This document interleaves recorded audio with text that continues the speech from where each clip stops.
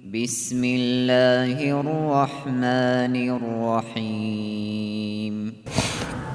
Жана кебир кабарларда келген дейт. Шайтан алейхилланы Алла Таалага мындай деп кайрылган.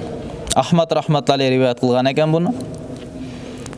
Я Раб ва иззика ва джалалика ла азалу угвихим ма дамат арвахухум фи аджсадихим.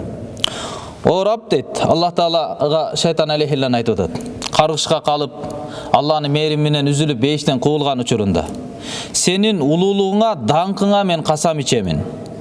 Мен буларды, адам жана анын урпактарына азгыра беремин, качанга чейин булардын денесинде жаны турган болсо дейт. Эгерде жандары денесинде, ошо учургача мен буну азгыра беремин. Жан денеден толук үзүлүп кеткенге чейин шайтан алейхилланын азгырыгы.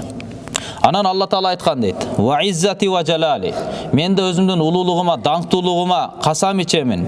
"Ва ла азалу агфиру лахум мастагфаруни". Жана мен да булардын күнөөсүн кечире берем, качанга чейин менден кечирим сураша берсе. Мен да пенделердин күнөөлөрүнү кечире беремин, качанга чейин күнөөлөрүнө кечирим сурай берсе деп Алла Таала дагы жооп берген дейт. Ошондуктан шайтан алейхилланын дагы бир кайгырган сөздөрүнүн бири ушул: мен буларды күнөө менен кыйратсам, булар мени кайра истигфар менен, тоба менен кыйратып атышат депчи. Адам баласы кээде тоба кылуу аркылуу, жакшы иш аркылуу жетпеген даражага Алланын алдында жетип алат экен да.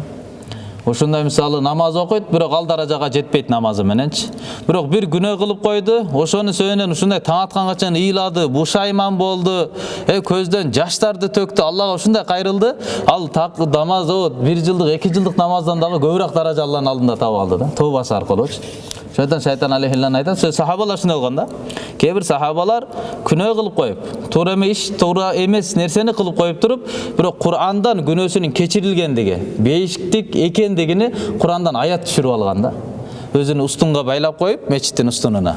Өзүнү чечпей, мен туурасында кечирилгендиги аят түшмөйүнчө мен өзүмдү чечпеймин деп отуруп Курандан аят түшүрүп алган да.